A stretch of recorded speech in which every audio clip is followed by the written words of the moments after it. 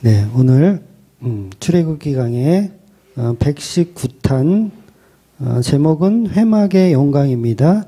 네, 출애굽기 40장 1절부터 38절까지 다 볼 건데 너무 기니까 다 읽지는 않고요. 34절에서 38절까지만 마지막 말씀만 우리가 읽고 말씀 듣도록 하겠습니다. 34절부터 같이 읽도록 하겠습니다.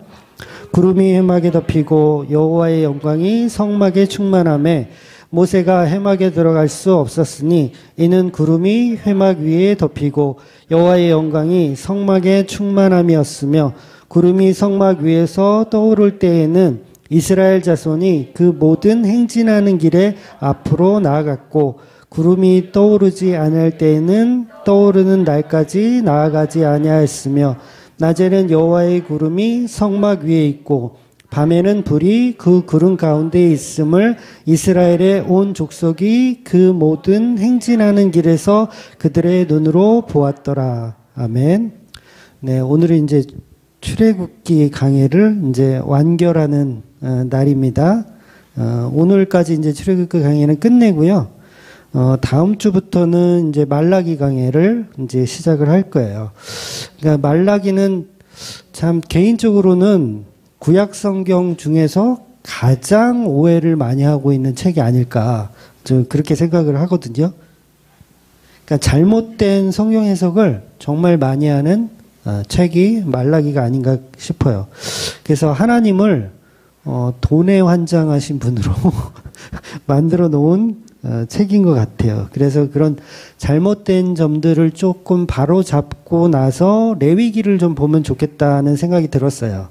그래서 바로 물론 레위기를 들어가도 상관이 없지만 그래도 말라기를 통해서 그리스도가 어떻게 결론으로 드러나는지를 먼저 보고 이렇게 레위기를 들어가면 좋겠다는 생각을 했어요. 그게 왜 그러냐면 원래 성경은요 우리가 앞에서부터 보는 게 아니에요.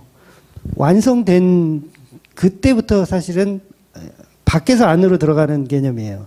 그러니까 저와 여러분이 구약에 있는 사람들도 마찬가지입니다. 다 성경을 창세기부터 이렇게 이해한다는 거는 그건 우리 생각이고 사실은 완성된 거를 볼 수밖에 없어요, 우리는. 그래서 결론이 어떻게 났는지를 먼저 보고 나서 그 다음에 말씀이 들어오거든요. 그러니까 결론이 없어버리면 사실 말씀을 이해하지 못해요. 그러니까 모든 게 다 예수 그리스도로 결론이 난 상태에서 보아야지 그게 이제 말씀을 제대로 보는 거거든요. 그러니까 레위기 아무리 이제 들어가서 이제 뭐 제사법 뭐 이런 거 아무리 봐도 그게 결론을 모르고 보면 소용이 없거든요.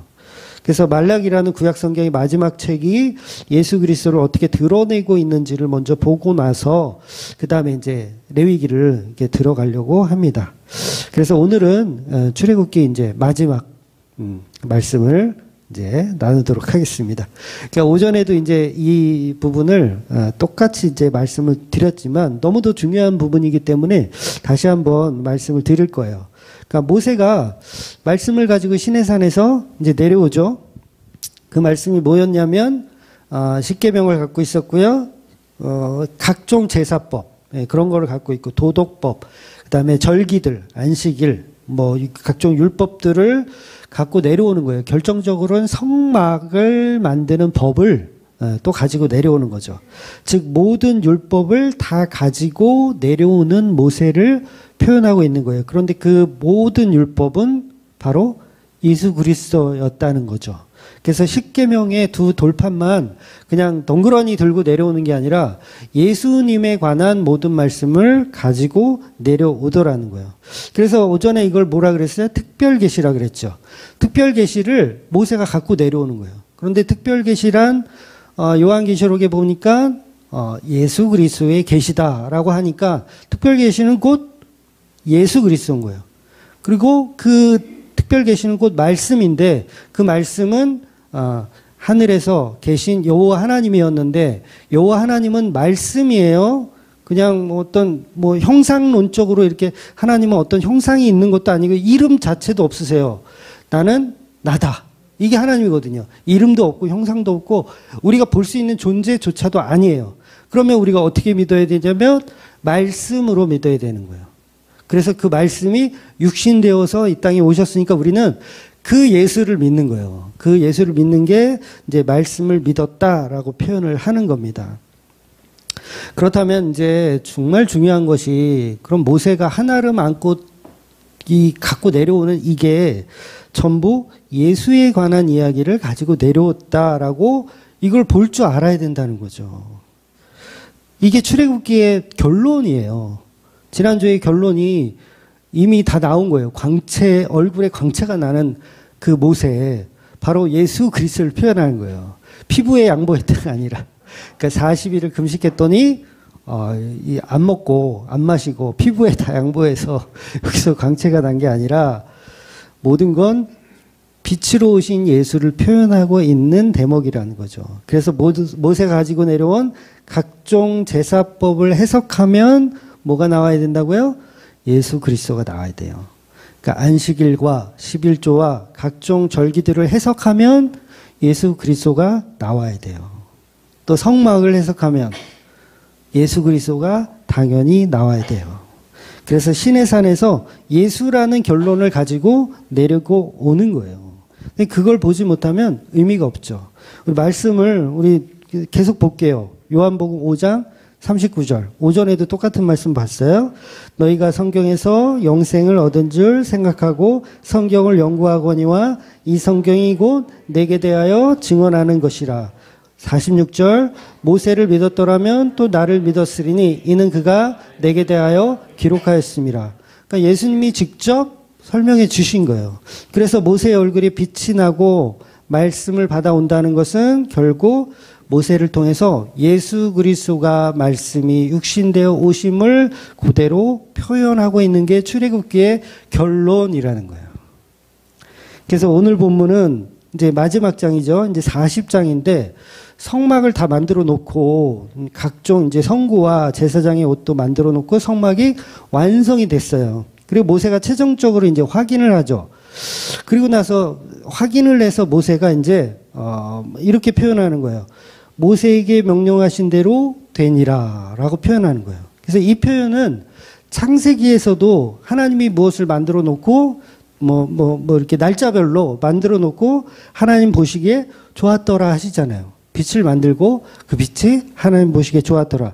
이 같은 맥락이에요. 그러니까 모세에게 명령하신 대로 되었더라. 같은 맥락의 이야기를 하는 거예요. 그래서 출애굽기 39장에 보면 명령하신 대로 되었더라라는 요 표현이 이제 원어로 보면 차바 아쉐르라는 단어인데 요 두 단어가 동시에 들어간 데가 39장에서 8번이 나와요. 지난주에 말씀드렸죠? 8번이 나와요. 그리고 오늘 본문 40장에도 이 동일한 단어가 8번이 또 똑같이 또 등장합니다. 차바 아쉐르 명령하신 대로 되니라. 요게 8번이 등장하는 거예요. 그러니까 완전한 재창조를 계속 표현하고 있는 출애굽기의 결론이라는 거예요. 그래서 원래는 7이라는 숫자가 완전수잖아요. 그런데 인간이 범죄함으로 7이 완전수가 되지 못해 버린 거예요. 완전하지 못한 거예요. 깨어진 거죠. 그래서 새 창조가 필요해요. 재창조. 그래서 8번째 날이 필요한 상태가 된 거예요. 그래서 8번째 날을 구약에서는 할례의 날이다. 이렇게 표현한 거죠. 그래서 난지 8일 만에 할례를 받는 거예요. 그래서 할례를 받지 않으면 하나님의 식구로 인정이 안 되죠. 할례를 받아야 그때부터 식구로 인정이 되는 거예요. 그래서 8번째 날은 우리 기독교에서도 이제 부활의 날이라 그래서 요걸 이제 일요일을 이제 주일이라고 표현을 하잖아요. 기독교인들은 이제 주일이라고 표현하는데 그래서 안식 후 첫날, 그러니까 일요일은 안식 후 첫날이에요. 안식 후 첫날 성도가 모여서 교제하는 거, 이거는 십자가로 이루신 7일, 그리고 8번째 날을 신앙적으로 표현하고 있는 거예요. 그래서 주일 자체가 나쁜 건 아니에요. 제가 뭐 주일 성수를 하도 뭐라 하니까, 주일 성수는 피곤하면 안 나가야 되는 건가 보다. 이렇게 오해를 하시면 안 돼요. 그러니까 주일 자체를 율법적으로 지키는 게 문제지 우리가 안식 후 첫날 모여서 말씀을 듣고 예수님의 은혜를 이렇게 먹고 마시는 거는 문제가 전혀 없는 거예요. 그래서 요한복음 20장에 가면 예수님이 이제 제자들을 찾아오시는데 그날이 안식 후 첫날이에요.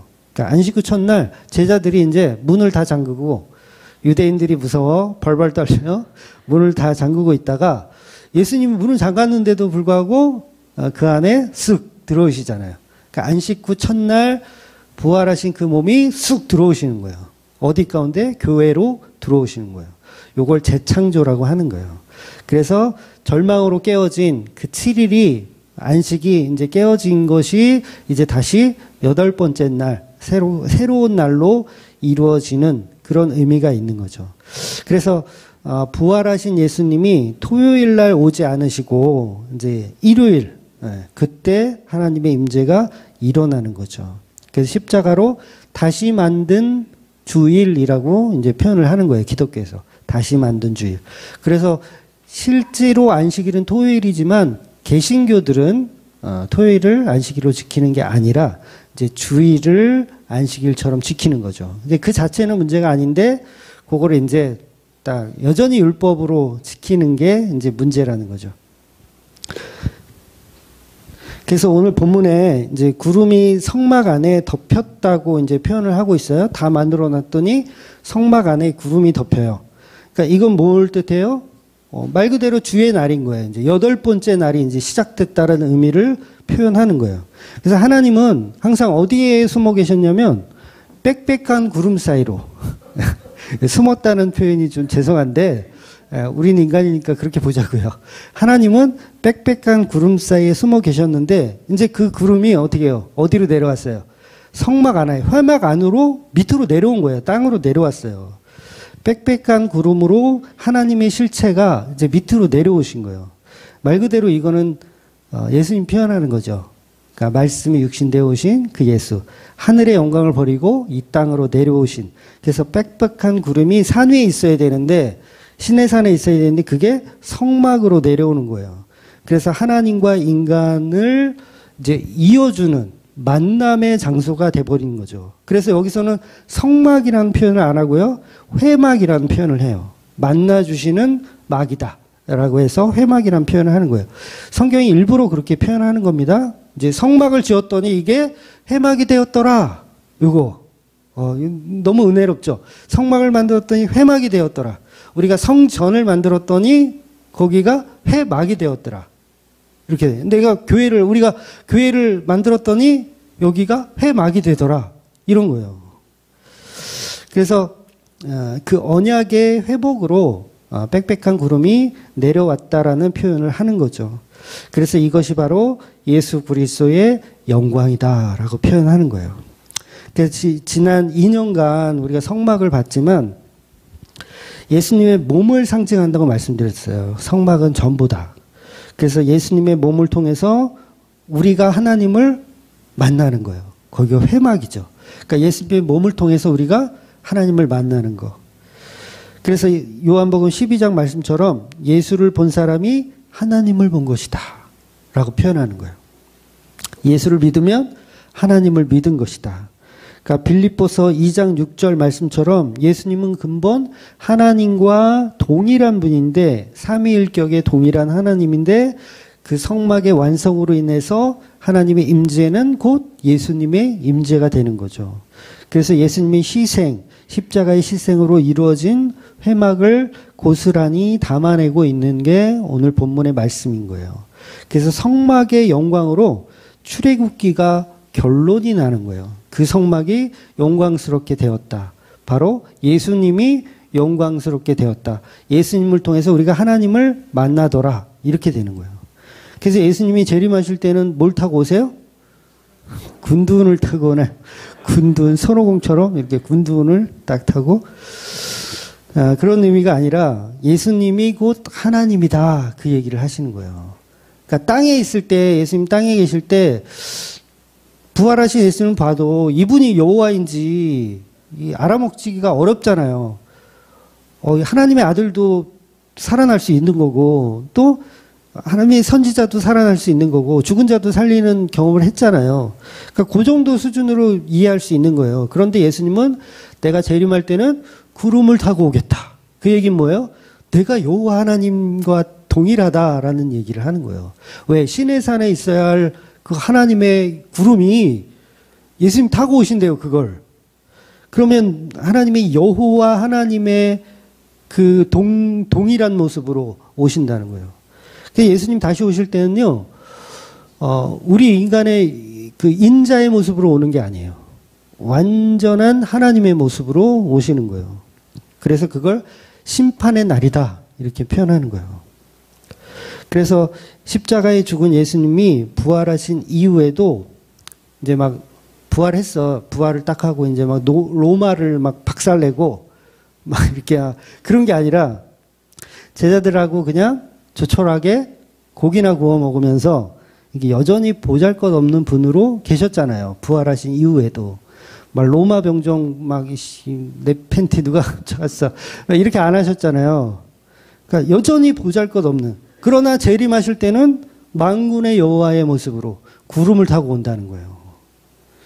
그 왜 신천지 분들이 우편물을 계속 보내거든요, 교회로. 요새는 거의 뭐 열어보지도 않고 그냥 바로 쓰레기통에 버리는데, 네, 안 보내셨으면 좋겠어요. 그거 돈 아깝게 왜 보냈는지 몰라. 우체부 분들 힘들게. 어쩔 때는 막 손편지로 써요. 손편지로 정성스럽게. 왜 그런지 모르겠어. 근데 그 내용을 보면, 이제 요새는 안 보는데, 전에 이제 봤던 그 내용을 보면, 내용이 이래요. 예수님 초림하셨을 때, 이 땅에 오셨을 때 바리새인과 서기관들, 유대인들이 예수님 얼마나 조롱하고 박해했느냐. 그 무지한 사람들이 하나님의 아들을 몰라보고 예수님 박해하지 않았느냐. 그래서 지금 너희 한국 교회도 우리 이만희 총장님, 사장님이라고 그럴게요. 발음이 어렵다. 이만희 사장님을 대언자인데 이분을 이단으로 몰아가지고 너네들이 막 지금 박해를 하는 건 예수님 때 예수님 박해한 것과 비슷하다. 그래서 우리 이만희 사장님을 이렇게 욕하고 이렇게 박해하는 건 너희 큰 실수를 하는 거다. 뭐 이런 식으로 이제 편지의 서문을 열어요. 근데 이분들이 뭘 모르는 거예요? 오늘 본문을 모르는 거예요. 왜냐하면 재림하시는 예수님은요, 박해받는 모습으로 와요? 박해받는 모습으로 안 와요. 구름을 타고 오신다니까? 구름 타고 오는 분은 하나님이잖아요. 다 죽는 거지 뭐. 근데 여전히 박해받는 메시아로 오면 십자가를 2번 줘야 되는 거예요? 또 박해를 받으면? 그러면 그렇잖아요. 고초당하고 막 이만희 그 사장님이 막 고초당하고 국민들 앞에서 망신당하고, 이게 예수님과 같은 행동이라면 십자가를 2번 줘야 된다는 얘기가 되는 거예요. 그럼 본인들이 스스로 우리는 예수 안 믿는다라는 부정하는 꼴이잖아요. 그러니까 신천지 그 사장님이 진짜 대언자라면 심판의 주로 오셔서 온 세상 사람들을 다 심판해야 돼요. 근데 얼마 전에도 코로나 때문에 전 국민이 다 보는 앞에서 무릎을 꿇고 죄송하다고 절도 여러 번 했던 것 같은데, 한 번 한 게 아니라 그렇게 절하면서 망신을 당하냐고요. 그건 예수를 흉내내고 있는 가짜란 뜻이에요. 정말 예수의 영이 임해서 정말 예수님이 재림하신 분이라면 구름을 타고 오는 거예요. 심판의 하나님으로 오신다는 거죠. 그래서 예수님이 초림 때도 사실 마귀의 시험 잘 이기셨잖아요. 절하라 그래도 안 절하시고. 근데 신천지 사장님은 냅도 절 잘하시더라고요. 그러니까 사람들에게, 세상 사람들에게 사과하는 예수님으로 오지 않는다는 거예요. 그러니까 이분들은 그걸 모르는 거죠, 지금. 아직도 자기 생각에 빠져서 분별을 못하고 있는 거예요. 빠져나오셔야 돼요. 가짜구나. 왜 재림 예수가 왜 또 무릎을 꿇나. 빠져나오셔야 되는 거예요. 그래서 그들의 믿음은 진짜 믿음 아니고 신념이라고 하는 거예요. 신념. 종교적 신념. 그러니까 물론 그 신념 자체가 나쁜 건 아니지만 결국은 복음이 아니기 때문에 그게 나쁜 거예요. 복음이 아니기 때문에. 스스로 나는 악령에 빠졌어요, 이런 표현을 하고 있는 거죠. 그래서 우리가 하나님 잘 믿는다고 착각할 수가 있어요. 그러니까 신천지 분들이 아니더라도, 우리 그냥 기독교인이더라도 우리가 신념에 빠져서 예수를 잘못 이해하면 그렇게 빠진다는 거죠. 그 신천지 다니는 사람, 착한 사람 엄청 많아요. 뭐 신천지 그러면 머리에 뿔이 있을 거야. 막 사람들 없고 그런 데서 막 감금하고 폭행하고 막 그럴 거야. 전혀 아닙니다. 엄청 착해요. 구제봉사 뭐 정말 열심히 하고요. 막 시장에서 막 쓰레기 줍는 거 막 이런 거 열심히 해요. 천사 같아요. 천사. 그래서 천사로 위장한 악마라고 하는 거예요. 본인들도 속고 있어요. 본인들도. 그러니까 우리가 다 그렇다는 거예요. 우리가 다 포장하고 다녀요. 우리가 포장하고 다녀요. 그런데 결국 그게 바리새인과 서기관들이라는 거죠. 그래서 우리는 하나님의 임재, 즉 구름 기둥과 불 기둥의 인도를 믿는 사람들이기 때문에 그 인도에 따라서 가야 되는 사람들이라는 거죠. 즉 하나님의 방향성으로 살고 있는 사람들. 하나님의 방향성은 뭘까요? 십계명 잘 지키는 걸까요? 예수님이라는 방향성을 보고 가는 사람들이에요. 그래서 오늘 성막에 하나님의 영광이 구름으로 나타난 것은 예수의 영광을 표현하고 있는 것입니다. 본문에서 성막이라는 창조를 마치니 하나님의 영광이 임한다는 것은 이 세상의 창조의 우선순위가 바로 예수였다는 거예요.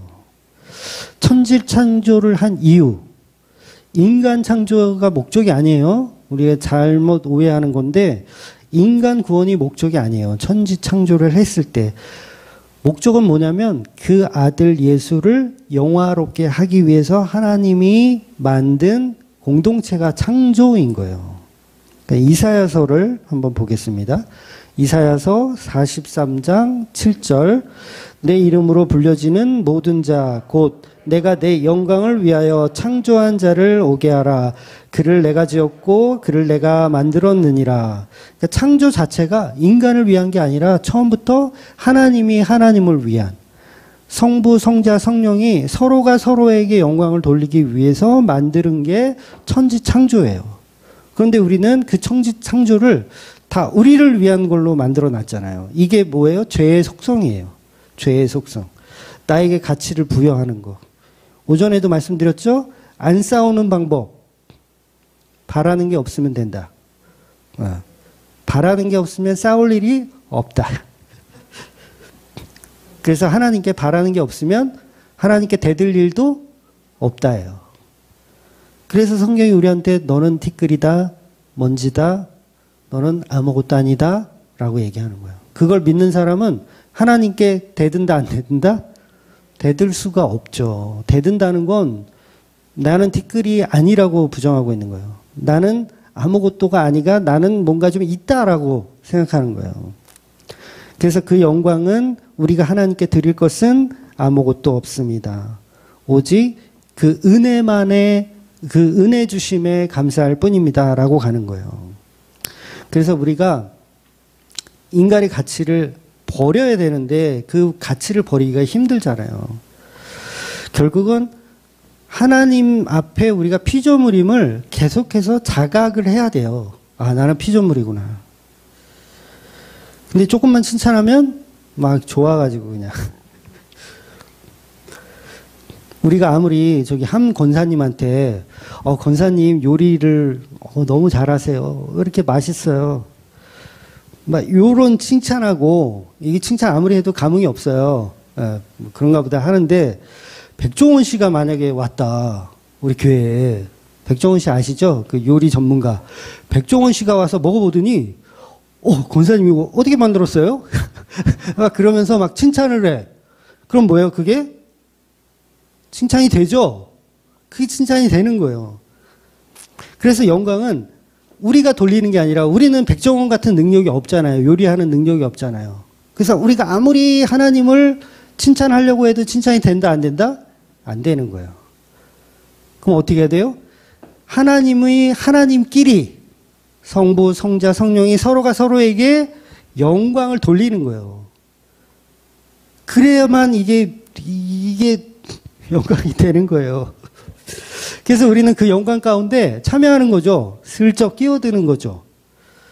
그러니까 예수님의 피의 은혜로 예수님 뒤에 살짝 숨어 들어가는 그런 존재인 거예요. 그래서 우리는 영광을 돌릴 수 없는데 예수님의 피의 은혜로 영광을 돌리더라 이렇게 표현을 하는 거예요. 그러니까 정확하게는 삼위격의 하나님을 위해서 그 예수를 위해서 창조되었다가 정확한 기독교적 교리라는 거예요. 고린도전서 8장 6절을 한번 볼게요. 8장 6절. 그러나 우리에게는 한 하나님 곧 아버지가 계시니 만물이 그에게서 났고 우리도 그를 위하여 있고 또한 한 주 예수 그리스도께서 계시니 만물이 그로 말미암고 우리도 그로 말미암아 있느니라. 그렇죠? 이 고린도전서인데 골로새서에도 이런 비슷한 말씀이 있고요. 히브리서에도 이런 말씀들이 많이 나와요. 그러니까 결국은 인간을 위한 창조는 처음부터 없었던 거예요. 인간을 위한 창조는 없어요. 전부 그 아버지와 그 아들의 영화로움이에요. 성부, 성자, 성령의 영화로움에 우리 인간 자체가 도구로 사용되어질 뿐이죠. 그래서 저와 여러분은 그 영광의 도구로 사용되어지는 피조물일 뿐임을, 그런데 그 자체로도 우린 너무 감사한 거죠. 너무 은혜로운 거죠. 그 은혜만으로도 기뻐 뛰며 춤을 출 수 있는 게 바로 성도들의 존재라는 거예요.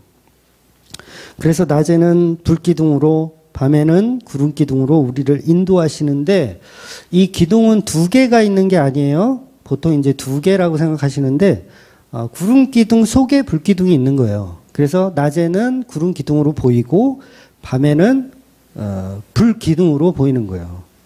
그래서 이거는 철저하게 예수 그리스도의 임재를 얘기하는 거예요. 그러니까 뭐 구름이 끼면 낮에는 더우니까 그늘을 만들어주고, 우리 하나님은 참 은혜롭네. 밤에는 추우니까 불을 따뜻하게 펴줘서 우리를 따뜻하게 해주시는 하나님이네. 물론 그렇게 해석을 해도 하나님의 은혜를 전달하는데 이렇게 문제는 없겠지만 그 본질이 아니라는 거예요. 그 본질이 아니라 예수님의 임재가 성막 안에 예수님의 몸된 교회에 이루어진다라는 표현을 하는 거예요. 그래서 저와 여러분이 성도라면 예수의 영이 저와 여러분 안에 들어오는 거예요. 그걸 성막이라고 하고 다른 말로 회막이다. 하나님을 만나는 장소다라고 표현하는 거예요. 그래서 그 회막 속에는 예수님의 희생과 은혜가 반드시 있어야 돼요. 그래서 그 성막 안에서 레위기 가면 이제 보겠지만 계속 핏부림이 있어요. 그냥 지어놓고 아름답다, 보시기에 좋았더라, 이게 끝이 아니에요. 그 안에서 반드시 핏부림이 있어야 돼요. 그리고 신약에서는 예수님의 십자가로 그 휘장이 찢어지는 역사까지 있어야 되는 거예요. 그래서 모든 것은 예수님이 이루신 성막이다. 그곳이 해막이다라고 볼 수 있어야 된다는 거죠. 그래서 저와 여러분의 구원과 그 모든 것은 예수님의 희생 때문에 이루어진 것이다. 이게 출애굽기의 결론이라고 할 수 있는 겁니다. 그래서 저와 여러분은 이 세상, 즉 출애굽, 말 그대로 출애굽, 애굽이라는 세상에서 빠져나와서 비록 먹을 것도 없고 입을 것도 없고 변변치 않은 세상에 살지만, 광야에 살지만 성령의 인도함을 따라서 그 예수 그리스도라는 방향성을 보고 따라가며 살아가는 사람들, 이게 신부된 교회라는 거예요. 그래서 성도는 세상의 가치를 추구하며 살지 않습니다. 그래서 여러분 보고 가난하게 살라는 말이 아니고요. 그걸 내 주인으로 삼지 않는다는 거예요. 그래서 출애굽기 1탄이 엑소더스라는 제목이었어요. 2009년 4월에 처음 설교를 했더라고요. 저도 이제 한 2년 조금 됐는 줄 알았더니 4월부터 했으니까 거의 만 3년 조금 안 되는, 그러니까 꽤 오랫동안 봤더라고요. 오전에 전사님도 얘기했다시피 사도행전 하면서 같이 했었던 것 같은데 거의 3년을 본 거예요. 그래서 1탄에서 했던 그 말씀의 시작이 사실은 결론과도 같아요. 그러니까 엑소더스에서 나눴었던 그 말씀. 하나님을 믿는 사람들은 이 땅에서 하나님의 원하는 방향성으로 가지 않고 이 세상에서 탈출하여서 예수의 방향성으로 가지고 사는 사람들. 그러니까 종말론자들처럼 뭐 그렇게 뭐 살라는 얘기가 아니라 이 세상에는 구원이 없고 이 세상에는 내가 기뻐할 만한 것들이 없음을 이해하는 거예요. 그래서 탈출하는 거죠. 탈출해서 어디로 가냐면 성막, 회막으로 가는 거예요. 회막. 그러니까 광야로 왔었던 이유는 젖과 꿀이 흐르는 그 땅을 들어가는 게 목적이 아니라 회막이 목적인 거예요. 그리고 가나안 땅 정복하잖아요. 그럼 가나안 땅에 뭘 넣어야 돼요? 거기다 성전을 넣어야 되는 거예요. 그게 목적이. 성전이 없어버리면 가나안 땅 정복해봐야 의미가 없는 거예요. 그러면 일반적인 그런 종교와 다를 게 하나도 없는 거예요. 정복하여서 이루어내자. 아니요. 기독교는 정복하는 게 아니라 그 정복한 그곳에 반드시 회막이 있어야 돼요. 예수 그리스도라는 핏뿌림이 있어야 된다는 거죠. 그래서 우리는 이 세상에 가치를 두지 않고 십자가를 견주어 모든 것을 사실 배설물로 여길 수 있는 믿음이 사실 필요한 거죠. 그래서 사도 바울은 그 믿음으로 예수님께 복종하며 살았던 거예요. 그러니까 예수님 앞에 나올 때는 우리는 가치를 인정할 수가 없는 거죠. 그래서 그렇게 출애굽되는 사람들, 그래서 돈 없는 사람도 못 배운 사람도 심지어는 창녀라도 모두가 동일하게 모든 것이 부정되어지고 십자가 앞에서만 모든 게 자유롭게 나와지는 그런 사람들, 그걸 이제 탈출이라고 하는 겁니다. 그래서 정말 탈출한 사람들은 절대로 세상 힘으로 살아가지 않아요. 그러니까 세상의 돈으로, 명예로, 권력으로 살아가지 않고 세상에 제시한 성공으로 나의 성공을 말하지도 않아요. 오히려 비전과 꿈, 성공과 번영을 오히려 그것들을 무너뜨려서 예수의 십자가를 발견하는 사람들인 거예요. 그게 바로 교회입니다. 그러니까 한국 땅에 기독교가 들어온 이후로 정말 교회들이 많잖아요. 그런데 가장 많이 타락해 있는 때가 또 지금이 아닌가 싶어요. 예. 그러니까 3년 전에도 내가 똑같은 말씀을 했는데 세상의 교회는 딱 두 가지. 대형교회이거나 대형교회가 되고 싶은 교회. 두 가지밖에 없다는 거예요. 그러니까 그걸 추구하는 사람들이 전부 아직 탈출하지 못한 거죠. 여전히 세상의 힘으로 살아가고 있는 거죠. 그러니까 우리는 계속해서 3년이 아닌 앞으로 계속해서 우리는 이걸 집중해서 생각해 볼 필요가 있어요. 그러니까 보통 우리가 목사님들의 설교를 듣고 나면 비전이 생기고 꿈이 생기고 야망이 생기고 나는 할 수 있다. 나는 해보자. 세상을 다 씹어먹어보자. 막 이런 식으로. 그런데 그게 바른 이해가 아니라는 거예요. 기독교적 이해가 아닌 거예요. 일단 그런 말을 하시는 분들이 있어요. 뭐 요새는 없었는데 이 옛날에 창세기 강의할 때 그런 말씀 많이 들었어요. 목사님 설교를 듣고 나면 예수가 남아서 좋다. 다른 거는 안 남는데요. 하도 별 볼 일 없어서 그런지 예수가 남아서 좋대요. 그러니까 우리는 그렇게 탈출해 가는 거예요. 예수만 남더라. 내 인생에서 내가 뭘 했고 뭘 했고 이랬는데 결국은 예수만 남더라. 그러니까 오늘 어떤 우리 교인분이 저 양력을 갑자기 물어봐요. 갑자기 훅 들어왔어요. 양력을 갑자기 물어봐서 말씀을 해드렸는데, 그러니까 세상의 잣대는 사실 그거잖아요. 어느 학교를 나왔고, 뭐 어느 대학원을 나왔고, 어느 대학교를 나왔는지 그런 잣대. 그런데 거기서 탈출하셔야 돼요. 왜냐하면 내가 이 목회자로서 딱 끝났을 때 예수만 남아야 돼요, 사실은. 그런데 뭐가 남아요? 목사가 남잖아요. 이혜원이라는 어떤 목사의 타이틀이 남은 교회를 원하지 않는 거예요. 저와 여러분 다 마찬가지죠.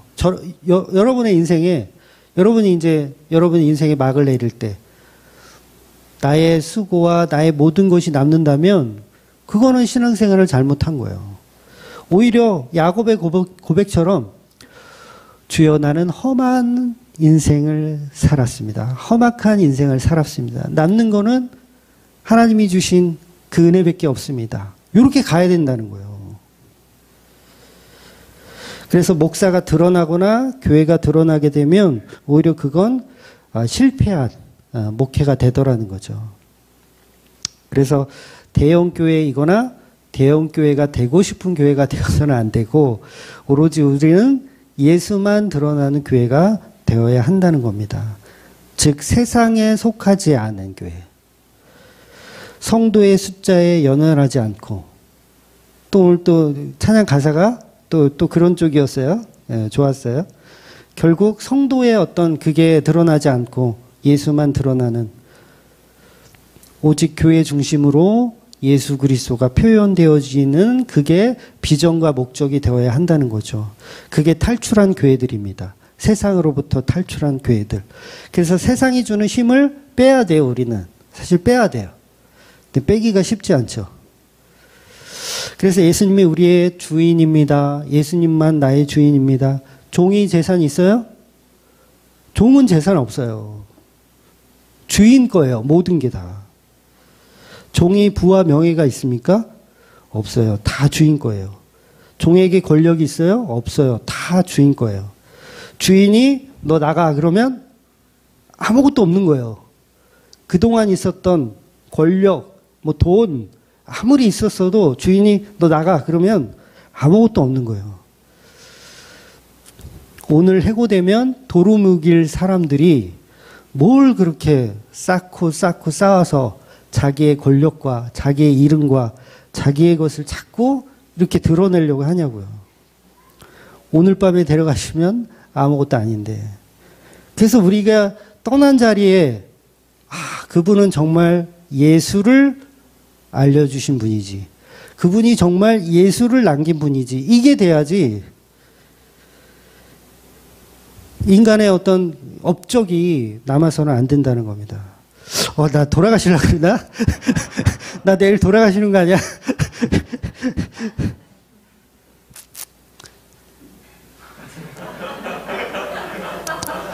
이게 출애굽기의 결론이라는 거예요.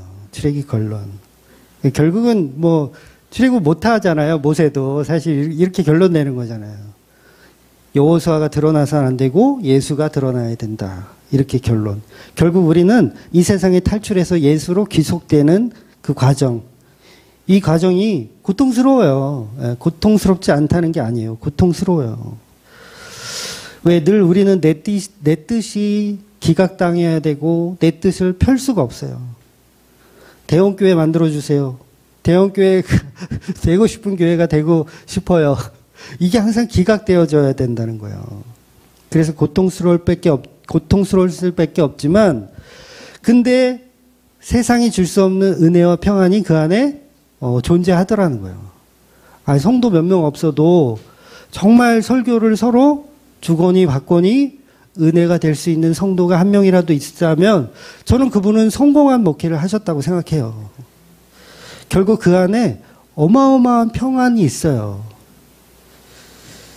그래서 오늘은 출애굽기 마지막 시간이라서 첫 시간에 나눴던 이야기들을 좀 이렇게 이야기했지만 결국은 그 탈출하는 방식은 구름이 가면 우리도 가고 불기둥이 가면 멈추면 우리도 멈추고 그렇게 사는 거예요.